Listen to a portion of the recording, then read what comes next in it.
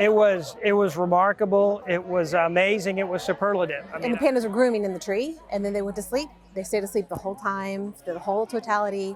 But what we also noticed, and this was really weird, is I got over there, there's carpenter bees, and they're starting to get bad. I had them on me, they were on my sweatshirt, they were in my hair, they were on my neck.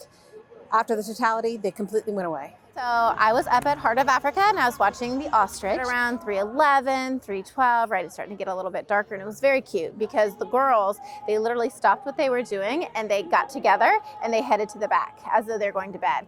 And then obviously when it got real dark, they all kind of group consolidated. About 7 minutes afterwards, it started to lighten back up a little bit, and they all stood up and they started grooming as though they were preparing for the day. And then they've gone on about their business. So it was very, very cute.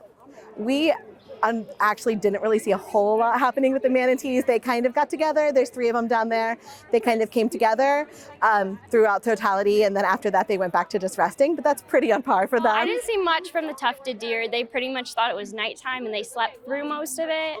We had a really large crowd over in Asia Quest, so when people started cheering, they got up, and then 2 minutes later laid right back down and went back to sleep. Around 2:50, when it started to get dark out, the cranes went completely silent, which is unusual for them because they were vocalizing all day long. Once it went totally dark, they started doing what we call coordinated running, where they run around in circles next to each other, and they ran across their habitat once or twice.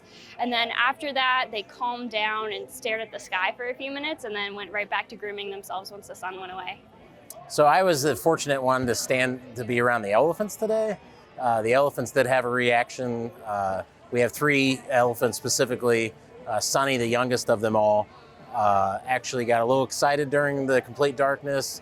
She started thumping her trunk, chirping like an elephant. She got real close to her sister. They huddled around Sabu, the male, and it was pretty fun to watch. So I was watching the lions, and Rory, the big lion, male lion, got up and sort of looked around a little bit. I think actually the totality sort of disturbed his little cat nap that he was taking. I heard the elephants had a pretty interesting reaction, so I'm glad we documented that.